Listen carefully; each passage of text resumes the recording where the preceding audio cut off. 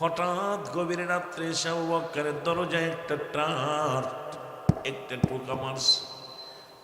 লাব্বাইক ইয়া রাসূলুল্লাহ, লাব্বাইক ইয়া হাবিবাল্লাহ। আমার নবী আবু বকর রে,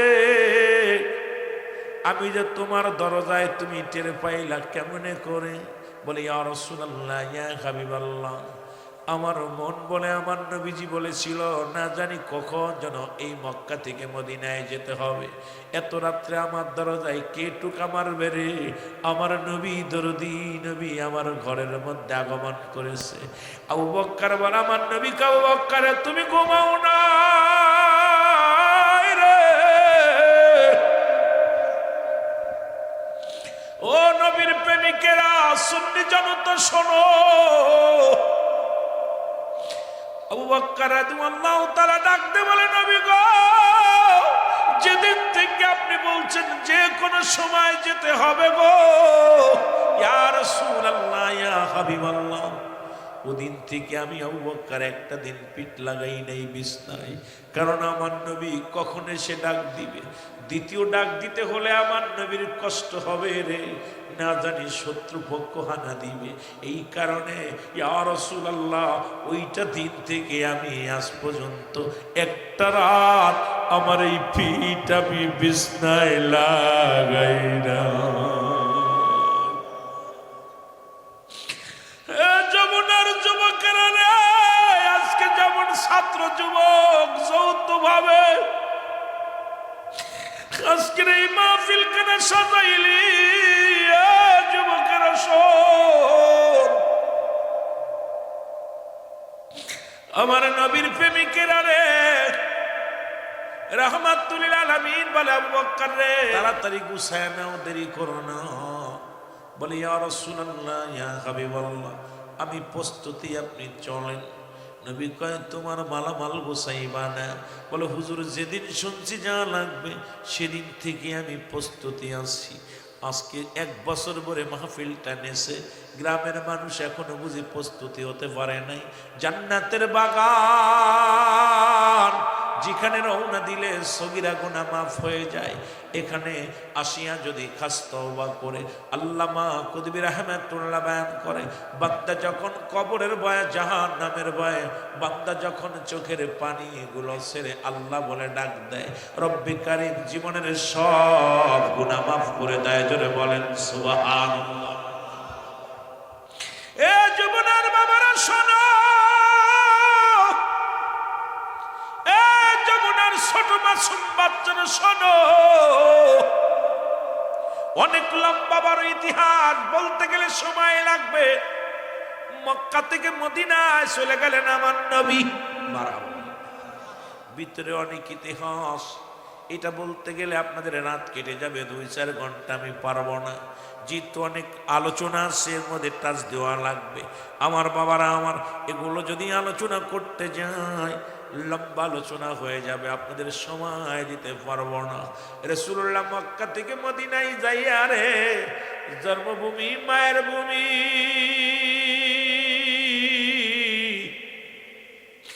নবী আমার বারবার ফিরে তাকায় আর চোখের পানি ছেড়ে কাঁদে।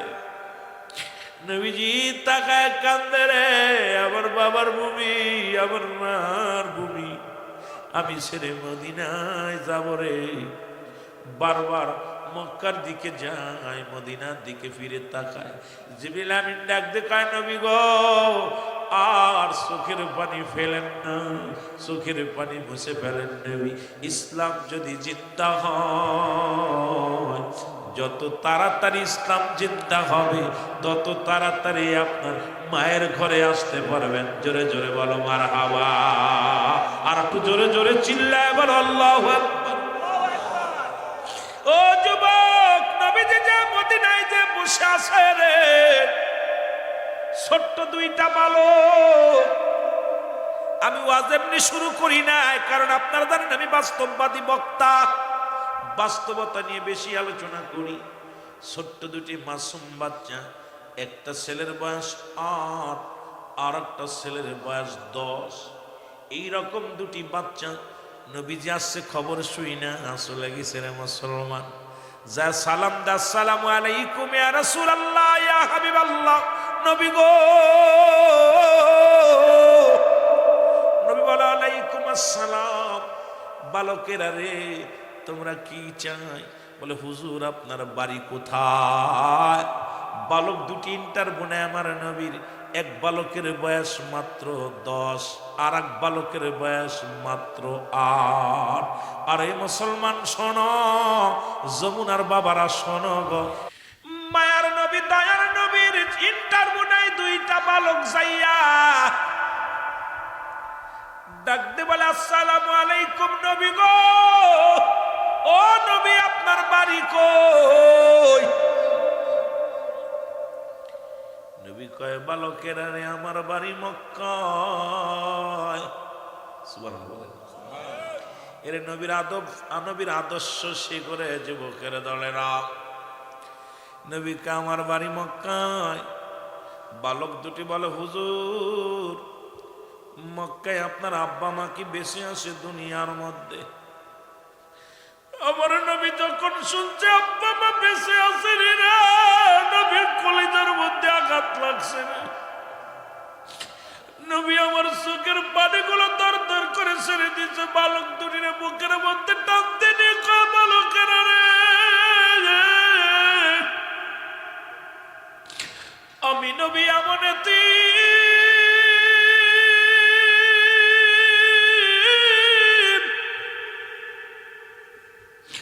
এই দুনিয়ার মধ্যে মাও নাই, বাবাও নাই। বালক দুটি ডাকতে বলে নবী গো, আপনি কেন, মা বাবা যদি নাই তাহলে কেন আপনি মক্কা থেকে মদিনায় আসলেন? নবী কয় বালকেরা রে, আমি আসি কালেমার দাওয়াত দেওয়ার জন্য মদিনার মানুষের। দুটি বালক ডাকতে বলে হুজুর, মক্কায় কি কোনো মানুষ নাই? আপনি মদিনায় আসলেন, মক্কা নগরে কি কোনো মানুষ নাই যাদেরকে আপনি কালেমার দাওয়াত দিবেন? নবী বলে আছে। ওরা আমাকে যন্ত্রণা দিছে, ওরা আমারে কষ্ট দিছে। বালক দুটিরে নবী বলতেছে, ও বালক, ওরা আমারে কষ্ট দিছে, আমারে অনেক যন্ত্রণা দিছে। বালক দুটি বলে নবী গো, ওরা কি মানুষ? ইয়া রাসূলুল্লাহ ইয়া হাবিবাল্লাহ, আপনার মুখের দিকে তাকাইলে দুনিয়ার সব যন্ত্রণা দূর হয়ে যায়।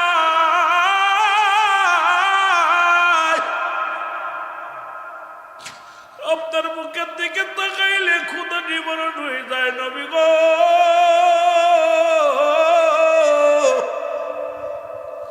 আপনাকে মক্কার মানুষ কেন যন্ত্রণা দিল?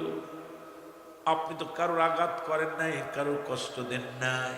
নবী কয় না না। আমার নবীর বালক দুই ডাক দিয়ে কয় নবী গো, আগে বলেন ওই মক্কার সব চাইতে বেশি কষ্ট আপনাকে কে দিছে? আমার নবী চোখের পানিগুলো ফেলায় বলে বালক রে, ওই মক্কা নগরে দূর সম্পর্কে আমার এক আত্মীয় প্রভাবশালী মানুষ, তার নাম হলো আবু জেহেল। সব চাইতে কষ্ট দিছে আমি নবীরে আবু জেহেল। জোরে জোরে চিল্লায়া বলা যাবে না আল্লাহু আকবার। ছোট্ট বালক দুটি প্রতিজ্ঞা করে নবীজির সামনে, ইয়া রাসূলুল্লাহ ইয়া হাবিবাল্লাহ, নবী গো, যদি আমরা কোনদিন মুসলমান শোনো, যদি কোনদিন মক্কা নগরে যেতে পারি, আর যদি কোনদিন আবু জেহেলকে আমরা চিনতে পারি, দুই ভাই তাকে চির বিদায় করে দিব। জোরে জোরে চিল্লায়া বলা যাবে না মারহাবা। এ দুনিয়ার মুসলমান,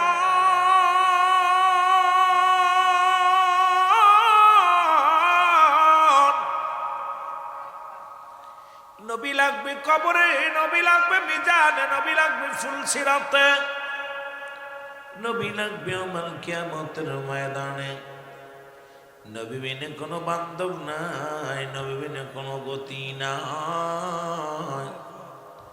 নবী বিনে কোনো উপায় নাই। ও বন্ধুগণ, দিলের কান্ডা লাগা শোনো গো, রহমতের নবী রাহমাতুল লিল আলামিন মক্কা নগরে যখন দাঁতের কাজ শুরু করে দিল, কাফেরেরা আঘাত শুরু করে দিল, নবীজি কি কত কষ্ট দেয়, নবীজিকে কত যন্ত্রণা দেয়। রহমতের নবী রাহমাতুল লিল আলামিন আমার নবীকে সব দিক থেকে জ্বালাতন দেওয়া শুরু করলো। রহমতের নবী চোখের পানি ছেড়ে কান্দে, রব্বুল আলামিন তুমি আমাকে আল্লাহ আরো শক্তি দাও, যেন আমি আল্লাহ আমার উম্মতের মধ্যে কালেমার দাওয়াত প্রচার করতে পারি। জোরে বলো মারহাবা। রহমতের নবী চোখের পানি ছেড়ে কান্দে রে। এ যুবক, আমার আল্লাহ পাক বলে, জিবরিল যাও যাও আমার হাবিবরে যে জানাও, কারণ মক্কার মানুষের মনের অবস্থা তত ভালো না। যাও আমার নবীরে যা বলো মদিনার মনোয়ারাই যাইতে, মদিনার মানুষের অপেক্ষা আছে কালেমার গ্রহণ করার জন্য। মদিনার মানুষেরা নবীর পাইয়া বড় ধন্য হবে রে। মদিনার নারী পুরুষ সবাই অপেক্ষা আছে রাসূলুল্লাহর মহব্বতের জন্য, নবীজিকে পাইয়া তারা ধন্য হয়ে যাবে। যাও যাও। এক হলো অনুকূল আবহাওয়া, দুই হলো মদিনার মানুষের অন্তরে প্রেমের ছায়া, প্রেমের ভালোবাসা, রাসূলুল্লাহর মহব্বত তাদের অন্তরে ধারণ করেছে। যাও যাও যাও। জিবরিল আমিন আসিয়া সালাম দা, আসসালামু আলাইকুম ইয়া রাসূলুল্লাহ, আসসালামু আলাইকুম ইয়া হাবিবাল্লাহ। নবী গো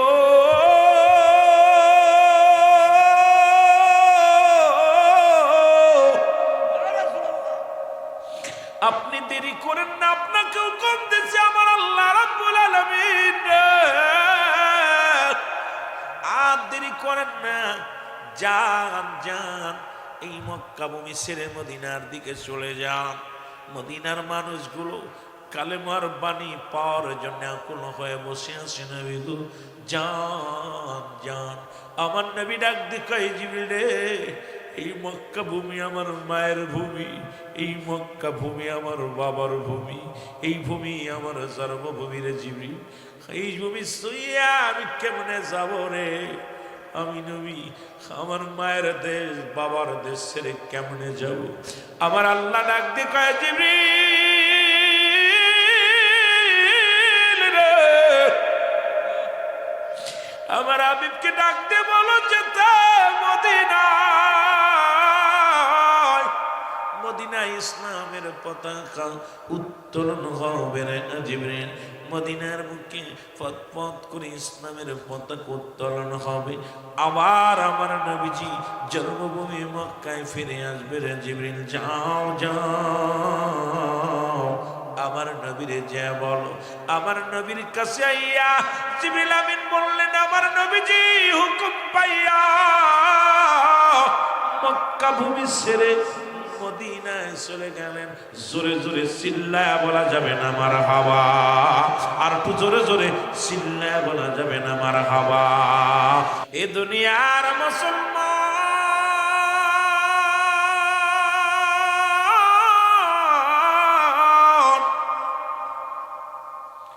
নবীর প্রতি সাহাবীদের কেমন প্রেম ছিল গো। আবু বক্করকে ডাক দে, বলা আবু বক্কর রে, না জানি কখন মক্কা থেকে মদিনায় যাওয়া লাগতে পারে। নবী গভীর রাত্রে, একে ছিল কাফেরদের যন্ত্রণা, দুই ছিল আবহাওয়া ভালো ছিল না, মক্কার আবহাওয়া ভালো ছিল না, তিন ছিল মক্কা মদিনার খাবারের অবস্থা। মুসলমান শুনে নাও, এক কথায় অনেকগুলো কারণ ছিল গো। প্রধান কারণ হলো আল্লাহ পাকের ইশারা ছিল নবীজি মদিনায় যাবে। মদিনার মুখ থেকে কালেমার দাওয়াত এত পরিমাণ ভাইরাল হবে রে, তামাম পৃথিবীর আনাচে কানাচে সত্য ইসলামের দাওয়াত পৌঁছে যাবে। জোরে বলো মারহাবা। সুদের বিরুদ্ধে সুদ খর আল্লাহর ওলি হয়েছে। সুদ হারাম না হালাল? জোরে কর। সুদ করে একজন ছিল পৃথিবীর মধ্যে জগৎ বিখ্যাত একজন মানুষ, যার নাম ছিল হাবিব। উনি চক্রবৃদ্ধি সুদ খাইতেন, এত পরিমাণ সুদ খাইতেন, সুদের টাকা আদায় করতেন, দ্বিগুণ বা দ্বিগুণ আদায় করতেন। হঠাৎ একদিন যার কাছে সুদ পাওনাদারের কাছে গিয়ে যায়, দেখে যে টাকা চায়, কয় টাকা নাই, তোমার স্বামী কই, বাড়ি নাই। ঘরের ভিতরে আকিকার গোস্ত দিয়েছিল, এই গোস্তটা ঢেকে রাখছে, তেল নাই, লবণ নাই, মরিচ নাই, রান্না করার মতো কোনো ব্যবস্থা নাই। ভিতরে ঢুকে বলে, তুমি টাকা দিতে পারো না, টাকা দাও, সুদের টাকা দাও। তখন ভিতরে দেখে রে একটা পাতিলের মধ্যে গোস্ত ঢাকা রয়েছে। উনি জোর করে হাবিব সেই গোস্তখানা ছিনিয়ে নিয়ে গেল। নিয়ে যায়, কয় আমার টাকা দিতে পারো না, আবার গোস্ত খাইতে চাও? কয় না ভাই, আমি গোস্ত খাই না, এটা পাশের বাড়ি আকিকা হয়েছে, আমাকে একটু গোস্ত দিছে, আমি মশলার অভাবে, মরিচ নাই, তেল নাই, লবণ নাই, রান্না করতে পারি নাই, এই জন্য রেখে দিছি। আমি গরিব মানুষ, জোগাড় করতে পারি নাই, সন্তানেরা না খেয়ে আছে, এই গোস্তটুকু আপনি নিয়েন না।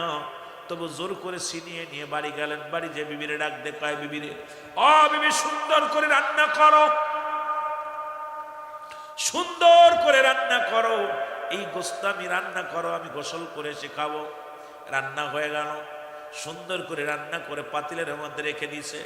উনি গোসল করে সে যখন পাতিলটা উঠাইছে, দেখে এক টুকরা গোস্ত নাই, সব রক্ত হয়ে গেছে। জোরে বলো আল্লাহু আকবার।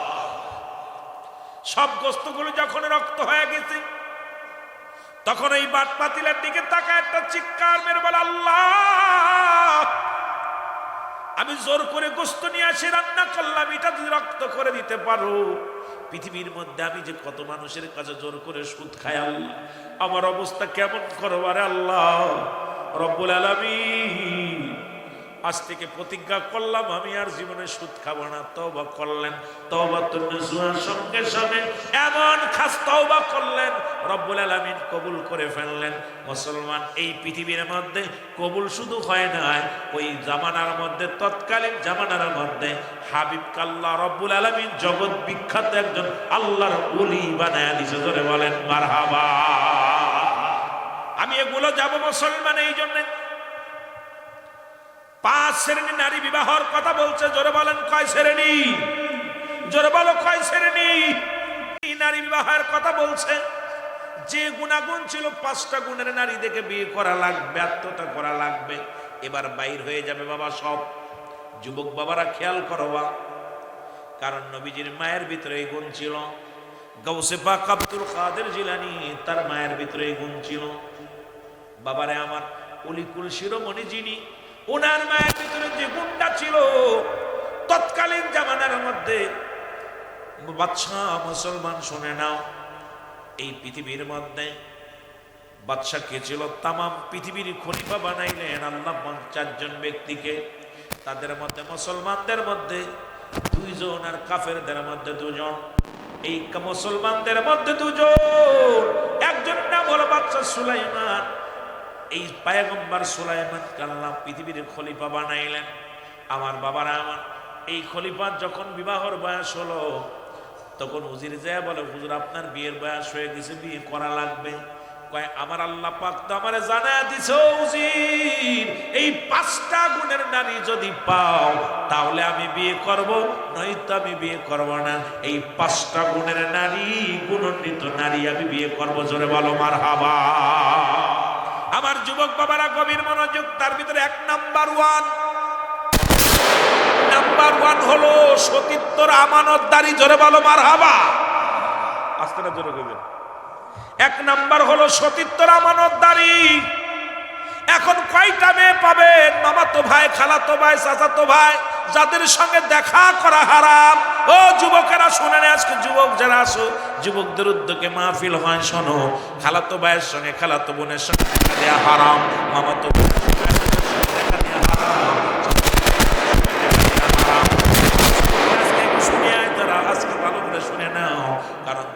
বয়সী হবে জান্নাতি, যুবক বয়সী হবে 18 বছরের যুবক জান্নাতি, আর 16 বছরের যুবতী হবে জান্নাতি। যাদের সঙ্গে বিয়ে করা জায়েজ তাদের সঙ্গে দেখা করা হারাম, আর যাদের সঙ্গে বিয়ে করা যায় হারাম তাদের সঙ্গে দেখা করা। এ যুবকরা, যেহেতু তোদের ওয়াজ আজকে লাগাইনি, আস্তে আস্তে শুনে নে। 5 শ্রেণী নারী, সেটা হলো নাম্বার 1 সতীত্বর আমানতদারী। নাম্বার 2 পৃথিবীর মধ্যে নাম্বার 2 হলো আমলদারী নারী। নাম্বার 3 হলো মুসলমান পর্দাশীলতা নারী। মারহাবা বলো না? আর একটু জোরে বলো, আর একটু জোরে বলো। যেমন পর্দা যেমন ফরজ, নামাজও তেমনি ফরজ। নামাজ যেমনি ফরজ, পর্দা তেমনি ফরজ। এই পর্দাশীলতা নারী আর আমলদারী নারী, আমার বাবারা, আমার 4 নাম্বার হলো গুণবতী রূপবতী নারী। এ মুসলমান শোনো, 4 নাম্বারটা, এটা এক একটা বিস্তারিত আলোচনা করতে সময় লাগবে, সময় দিতে হবে ঘন্টা অনেক করে এক একটা আলোচনা। এই 5টা গুণের গুণান্বিত নারীদেরকে নিয়ে আলোচনা যদি করতে যায় 5 ঘন্টা সময়ও পারবো না আলোচনা শেষ করতে। তবে লম্বা আলোচনা না, অল্প করে করে যায়। বাবারা আমার, আজকে গুণবতী রূপবতী নারী যদি বিবাহ করো, 10 বছর 50 বছর বিদেশে থাকলেও বউ কোনোদিন যাবে না। আর এই গুণের নারী যদি না পাও, বিদেশে গেছো 6 মাস পরে এসে দেখবা বউ ঘরে না, ঠিক কিনা? এই জন্য মুসলমান রূপবতী গুণবতী নারী, এমন একটা মেয়ে যদি বিবাহ করতে পারো, তোমার ঘরের মধ্যে শান্তি আসবে, ভাই ভাই বিরোধ হবে না, তোমার বাবার সঙ্গে বিরোধ হবে না, তোমার বোনের সঙ্গে বিরোধ হবে না। তোমার দুনিয়ার মধ্যে আর এই পৃথিবীর মধ্যে তোমার মতো শান্তিপ্রিয় মানুষ আর কেউ থাকবে না। জীবনে কোনোদিন দামি কাপড় চাবে না, জীবনে কোনোদিন দামি পোশাক চাবে না, জীবনে কোনোদিন দামি অহংকার চাবে, অলংকার চাবে না। দুনিয়ার মধ্যে আমিত্ব বলতে কিছু থাকবে না, সব কিছু মিলিয়ে দিবে স্বামীর সুখের জন্যে, স্বামীর সুখের জন্যে সব কিছু বলিয়ে দিবে। 5 নাম্বার হলো, রসুল বলছে 5 নাম্বার হলো আদর্শবান বাবা মায়ের সন্তান। এখন আজ থেকে প্রতিজ্ঞা করব, এ যুবক, আজ থেকে প্রতিজ্ঞা করব, কোনো ঘুষখোরের মেয়ে বিয়ে করব না, কোনো সুদখোরের মেয়ে বিয়ে করব না, কোনো জিনাকারীর মেয়ে বিয়ে করব না। ও যুবক, আজ থেকে প্রতিজ্ঞা করব, যারা মাদক সেবন করে তাদের মেয়ে বিয়ে করব না, এদের সঙ্গে আত্মীয়তা করব না। এই সমাজটা বাঁচানোর জন্য এই যমুনার যত যুবক আছে, এই যুবকগুলো যথেষ্ট। আর এই দেশের জন্য এমপি মন্ত্রী লাগবে না, বড় অফিসার লাগবে না, কোনো বক্তা লাগবে না। এই যুব সমাজই সমাজ বাঁচাইতে পারে, জোরে বলেন ঠিক কিনা? আজ থেকে প্রতিজ্ঞা করো, কোন সুদখোর, কোন ঘুষখোরের সঙ্গে আত্মীয়তা করব না। এই গ্রামে কিনা কিনা সুদ খায় জানেন না? কথা কয় না? আরো জোরে বলেন না। কি খায়? সুদ খায়, ঘুষ খায়। কিনা কিনা জানেন? কিনা কিনা সুদে কারবার করে, কিনা কিনা ঘুষের কারবার করে, কিনা কিনা মাদক খায়, মাদক, ফেন্সিডিল, ইয়াবা, গাঁজা, মদ, এগুলো জানেন আপনারা? এই কথা বলে না, জানেন? এই যুবকরা জোরে বলো, জানেন? তাদের সঙ্গে কোনো আত্মীয়তা নাই। আপনি প্রতিজ্ঞা করবেন আজ থেকে যে কোনো গাঁজা যত সুন্দরী হোক, তোরা হলো ধলা চামড়া পাগল। এই যে যুব সমাজ খালি ধলা চামড়া সামনে ঘুরলেই পাগল হয়ে যায়, ওদের আর ওই দেখার নেই। দেখে বাঘের পেটে বাগদাসা হয়, বিড়াল হয় না। সুদখোরের জন্মটা ভালো হতে পারে না, সুদখোর ঘুষখোরের আওলাদ ভালো হতে পারে না, জোরে বলেন ঠিক কিনা? ওদের রক্তের মধ্যে বয়ে গেছে এগুলো। সুদ যেমন হারাম, ঘুষও হারাম। শুয়োরের গোশত খাওয়া হারাম না হালাল? জোরে বলেন। যারা এই গ্রামে, যারা এই গ্রামের মধ্যে সুদ খায়, ঘুষ খায়, আগামীকাল থেকে তাদের 1 পিস গরুর গোশত খাইতে দিবেন না। যে ব্যাগটা কাড়ি নিবেন যুব সমাজ ভাইয়েরা, কায়রা নিয়ে একটা খিঞ্জির জব করে 2 কেজি পাঠায়া দিবেন, ভালো করে বুনে খাবে। কারণ তাদের নসিবে যেমন সুদও হারাম, ঘুষও হারাম। সুতরাং খাবা ঘুষ আর সুদ, খাবা গরুর গোশত চলবে না, জোরে বলেন ঠিক কিনা? চলবে না এগুলো। যুব সমাজ পারে এই সমাজটাকে পরিবর্তন করে দিতে, কিন্তু তোমরা ওদিকে যাবা না। ওই ঘুষখোরে যদি সুন্দরী মায়ে থাকে, পার স্যান্ডেল ক্ষয় হয়ে যায় ঘুরতে ঘুরতে, সুদখোরের মেয়ে ঘুষখোরের মেয়ে বিয়ে করার জন্য পাগল হয়ে যাও। কারণ বাবা প্রতিজ্ঞা করো, ভ্যান চালকের সঙ্গে আত্মীয়তা করব, রিক্সা চালকের সঙ্গে আত্মীয়তা করব, দিন মজুরির সঙ্গে আত্মীয়তা করব, তবু সুদখোর ঘুষখোরের সঙ্গে কোনো সম্পর্ক রাখব না। কিডা কিডা রাজি আছো একটু হাত দুখানে তুলে দেখা।